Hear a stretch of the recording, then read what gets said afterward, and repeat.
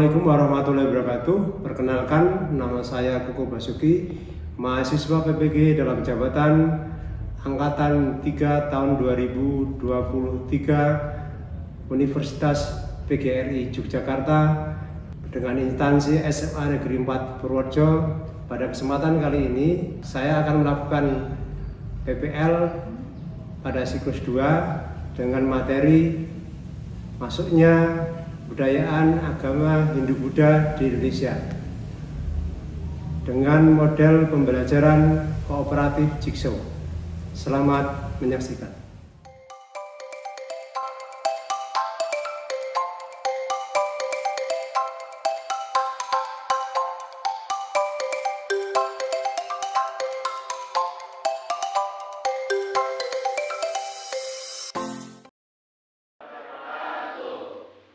Selamat pagi semuanya. Pagi, luar biasa. Alhamdulillah. Ya, hari ini nanti kita melanjutkan materi yang minggu kemarin terkait dengan masuknya Hindu-Buddha di Indonesia, kebudayaan agama Hindu-Buddha di Indonesia. Sebelumnya silakan berdua dulu. Salah satu menyiapkan untuk berdoa, Mas Ketua. Kembali kepada itu. Siap ya. Berdoa mulai.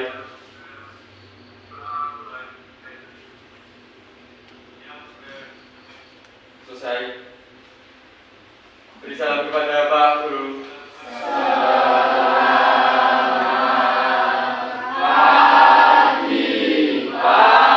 Selamat pagi semuanya.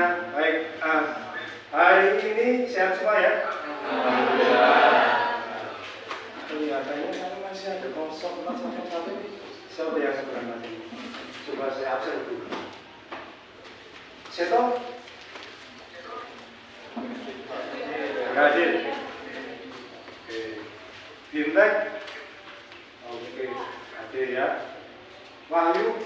Hadir Pak. Kemudian Okta? Chandra? Baik. Dari jumlah yang ada, ternyata masih ada satu yang belum hadir. Jadi nanti kita tunggu, mudah-mudahan bisa hadir. Mungkin terlambat nanti perjalanan. Baik, untuk hari ini kembali lagi, semuanya sehat semuanya. Sebelum pembelajaran dimulai, coba dilihat kanan kiri Anda. Kemudian masih nih. Masih ada yang ada sampahnya tidak? Baik, terima kasih. Nah, untuk berikutnya menambah semangat sebelum pembelajaran. Semangat pagi. Pagi, luar biasa.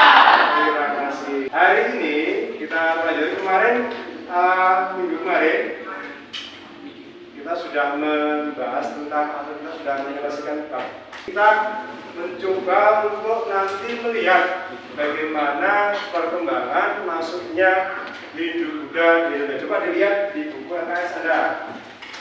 LKS atau buku paket Anda. Anda paham ya dengan agama Hindu-Buddha? Paham nggak? Ada berapa agama di Indonesia? Coba salah satu sebutkan. Salah satu coba. Ya, benar. Yang keras. Islam, Kristen, Hindu, Buddha, Konghucu, Katolik. Oke, terima kasih. Terkait dengan hari ini, terkait dengan agama tersebut, di layar monitor sebagai permulaan, silakan Anda lihat. Di sana ada beberapa gambar yang bisa memberikan simulasi kita nanti dalam pembelajaran bagaimana mencari tentang kebudayaan atau teori masuknya Hindu-Buddha di Indonesia. Yang pertama gambar apa ini? Apa coba? Patung. Iya benar, tapi tidak, namanya tidak patung. Apa coba? Arca. Identik dengan dewa-dewa ya. Kemudian biasanya di candi ya. Oke, berikutnya ada relief. Nah, ada relief. Pernahkah Anda melihat realia seperti ini di mana kira-kira? Candi apa? Borobudur. Pernah ke Borobudur? Nah, Mana tempatnya, daerah mana? tempatnya itu di Kecamatan Borobudur, Kabupaten Magelang, Sultan. Dari gambar tadi merupakan salah satu sumber-sumber yang bisa kita lihat, yang bisa kita amati, yang bisa kita cermati untuk mempelajari bagaimana proses masuknya Hindu Buddha di Indonesia. Paling tidak dalam pembelajaran ini nanti kita harapkan sesuai tujuan pembelajaran yang pertama bisa dilihat slide Mas Okta, baca yang keras Mas Okta, coba Mas Okta. Yang pertama tujuan hari ini. 1. Peserta didik dapat menjelaskan tentang teori proses masuknya agama dan kebudayaan Hindu dan Buddha ke Indonesia serta pengaruhnya pada kehidupan masyarakat Indonesia masa kini. Baik, itu. Kemudian yang kedua, Aurel. 2. Peserta didik dapat menganalisis berbagai teori tentang proses masuknya agama dan kebudayaan Hindu dan Buddha ke Indonesia. Baik, yang ketiga, Mas Wahyu. Silakan. 3. Peserta didik dapat mengolah informasi tentang proses masuknya agama dan kebudayaan Hindu dan Buddha ke Indonesia. Oke, terima kasih. Jadi itu tujuan pembelajaran hari ini. Dan nanti hari ini kita menggunakan model pembelajaran jigsaw, operatif jigsaw, di mana nanti Anda mencoba untuk berdiskusi di pelajaran ini. Anda nanti aktif dalam pembelajaran sebagai tenaga ahli, kelompok ahli sama kelompok asal. Berikutnya, sebelum ke arah sana, Prasajipa dari Kalimantan Timur, dari Kerajaan Mula Warman, merupakan prasasti yang bahasa Sanskerta dan Nurpalawan. Itu merupakan bagian atau merupakan prasasti yang digunakan sebagai patokan dasar proses Hindu Buddha di Indonesia. Berikutnya ada kitab-kitab kuno yang ada. Berikutnya ada lagi yang menjadi bagian dari sumber-sumber yang kita bisa pelajari adalah yang terlihat dan Anda sering melihat kalau kita berkunjung ke museum atau ke tempat-tempat berhala, yaitu ada candi, stupa, relief, dan arca. Selain itu, dalam proses masuknya Hindu Buddha di Indonesia, kita juga harus melihat ada jalur masuk Hindu Buddha di Indonesia. Ada jalur darat dan jalur laut. Jalur darat dan jalur laut. Kita lihat yang jalur darat dulu. Jalur darat atau disebut dengan jalur sutra. Ya, di sana ada jalur sutra utara, di mana dari India menuju ke Tibet, kemudian ke Tiongkok, ke Korea, dan kemudian ke Jepang. Kemudian petanya bisa kamu amati, ini bagian dari kita dari penyebaran Buddhisme antara dari mana ini, India ke kemudian ke Tibet, Tiongkok, sampai ke Pulau Jawa. Ini bagian dari yang bisa kita lihat peta jalur untuk penyebaran agama Hindu Buddha di dunia. Selanjutnya baru kita mencoba untuk bagaimana proses masuknya Hindu Buddha di Indonesia. Proses masuknya Hindu Buddha di Indonesia ternyata tidak terlepas dari teori-teori yang ada. Ada 5 teori dalam proses masuknya Hindu Buddha di Indonesia. Yang pertama ada teori Brahmana, teori Kesatria, Waisa, Sudra, dan yang terakhir adalah arus balik. Ada video untuk bisa menjadi referensi kalian dalam menganalisis teori. Yo guys, jumpa lagi di Diskotek Indonesia. Pada episode kali ini kita bakalan membahas mengenai proses masuknya agama Hindu dan Buddha ke Indonesia. Bagaimana agama Hindu dan Buddha bisa masuk dan menyebar di Indonesia? Untuk menjawab pertanyaan tersebut, kurang lebih ada 4 teori yang dapat menjelaskan ya guys. Teori tersebut adalah teori Brahmana, teori Kesatria, teori Waisya, dan teori arus balik. Sebenarnya seperti demikianlah pembahasan mengenai proses masuk dan berkembangnya agama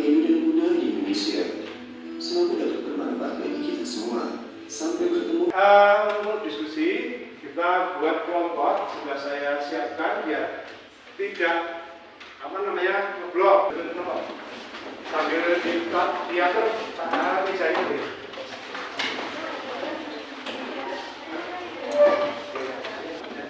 Baik, saya kasih atau berikan kepada dia untuk dilihat dulu, dicermati permintaannya terkait dengan apa yang harus Anda analisis terkait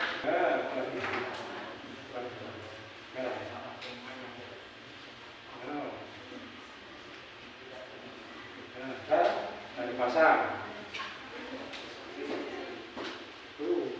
Tidak ada yang sama loh.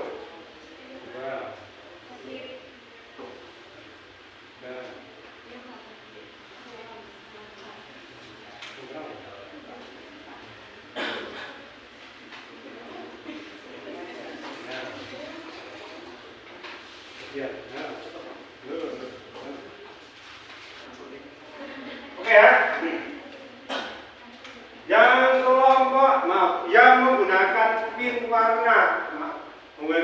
kertas warna merah itu Anda nanti membahas tentang teori Brahmana. Diingat-ingat, yang merah membahas teori Brahmana, yang ungu membahas teori Vaishya, yang kuning membahas teori Ksatria, yang hijau itu membahas teori Sudra, yang terakhir putih membahas teori arus balik, gitu ya.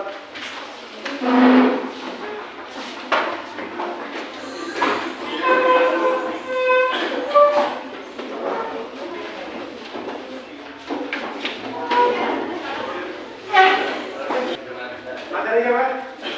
Sudra, ungu, Vaishya, Ksatria, merah, putih, harus balik. Silahkan Anda. Silahkan kalau mau menggunakan HP untuk mencari literasi yang lain bisa mendukung teori Anda, boleh silahkan.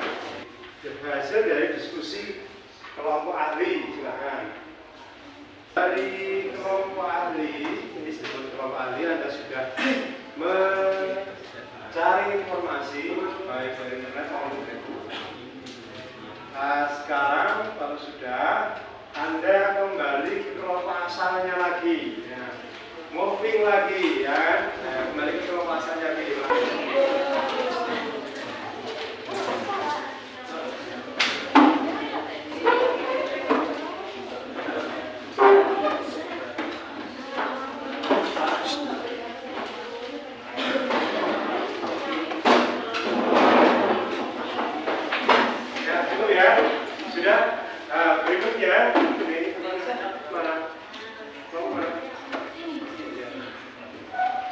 Berikutnya, silakan Anda diskusikan lagi terkait dengan setiap anggota sudah mencari dengan kelompoknya mereka, masa mereka, kelompok ahli mereka, sehingga diskusikan lagi, tidak perlu harus kembali di salin, tapi tinggal menambahkan, ya, tinggal menambahkan. Nanti kalau pas presentasi atau menyampaikan bisa bagian setiap teorinya, gitu ya.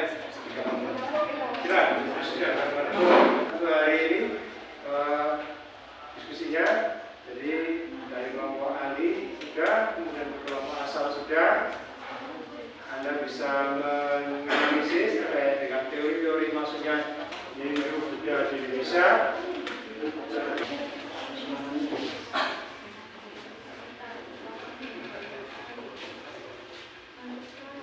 Assalamualaikum warahmatullahi wabarakatuh.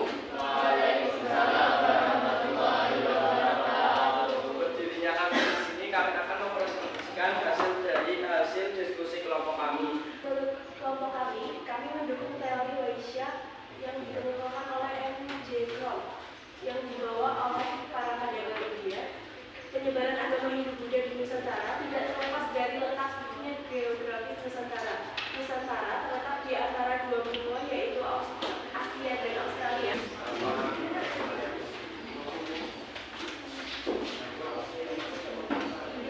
Assalamualaikum warahmatullahi wabarakatuh.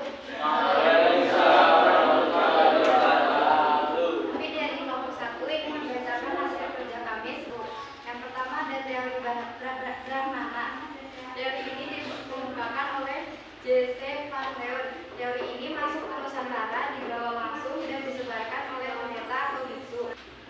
ya, cukup ya. Oke, terima kasih. Baik, cukup sekian presentasi dari kelompok kami. Terima kasih atas pertanyaan dan atensinya. Kami ucapkan terima kasih. Wassalamualaikum warahmatullahi wabarakatuh.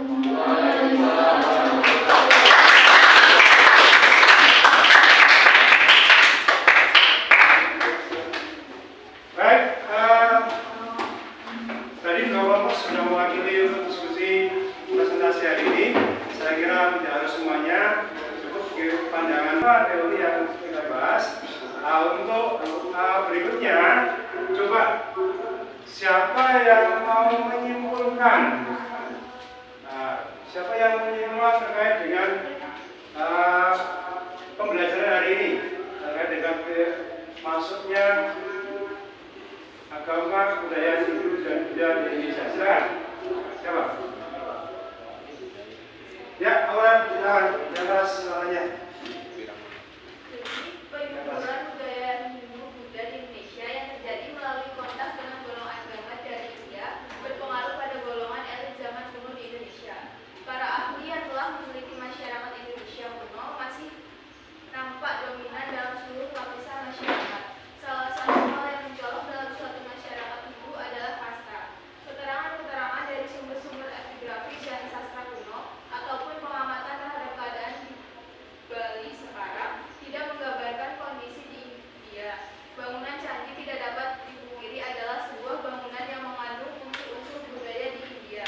Dapat dikatakan bangsa Indonesia hanya mengambil unsur dari India sebagai dasar pembuatan candi. Oke, bahasa Indonesia hanya mengambil itu dari pembuatan tadi. Berikutnya ada lagi yang mau menyampaikan? Oh, Abidul, silakan. Abidul. Abidul ya, Abidul. Baik, silakan. Abidul, yang kelas ya. Penyebaran agama Hindu Buddha di Nusantara tidak terlepas dari letak geografis Nusantara. Nusantara yang terletak di antara dua benua, yaitu benua Asia dan Australia, dan dua samudra, yaitu Samudra Hindia dan Pasifik. Letak tersebut sangatlah strategis untuk sebuah jalur perdagangan. Masyarakat, para pedagang India yang datang ke Nusantara, mereka berdagang di tanah Nusantara. Selain untuk berdagang, mereka juga datang untuk menyebarkan agama, yaitu agama Hindu dan Buddha. Hubungan perdagangan antara India dan Nusantara sudah terjalin sejak abad 1 Masehi. Oke, bagus sekali dari kedua teman Anda. Kita kasih terus semuanya. Luar biasa. Sebelum menutup kegiatan hari ini, adakah yang mau bertanya? Pak, Ya, Wahyu, kenapa?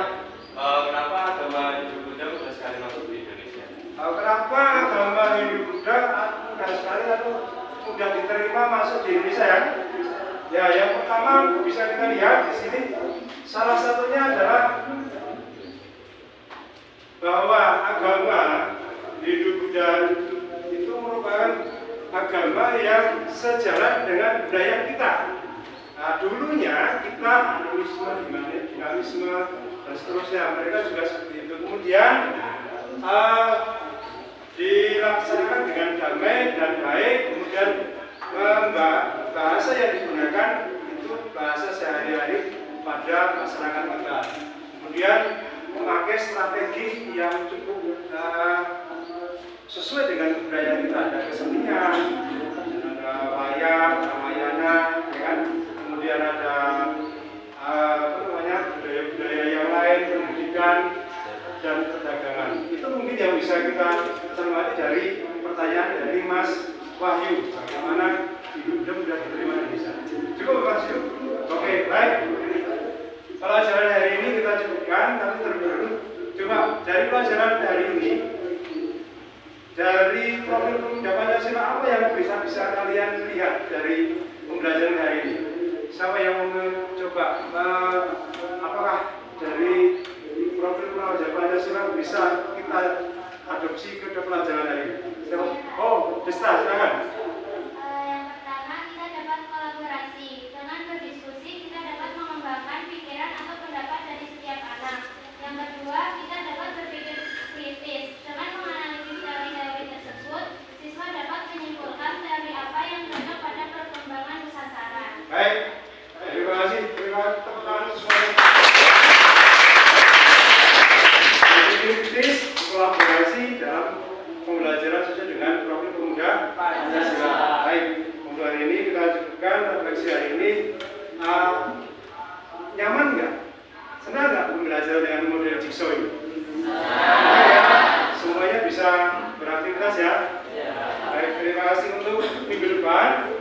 melanjutkan materinya tentang kerajaan Yehuda di Indonesia. Silakan Anda pelajari, tapi terlebih dahulu nanti Anda saya share untuk post testnya di grup. Di grup nanti kita share post testnya, kerjakan di Google Form-nya sesuai di layar monitor, gitu ya. Terima kasih untuk pertemuan hari ini. Sekali lagi, alhamdulillah yang baik. Dan silakan untuk salah satu dari Anda nanti meminta doa untuk penutup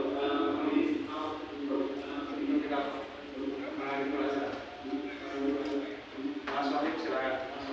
Untuk mengakhiri pembelajaran pada pagi siang hari ini, marilah kita berdoa menurut keyakinan dan kepercayaan masing-masing. Doa mulai.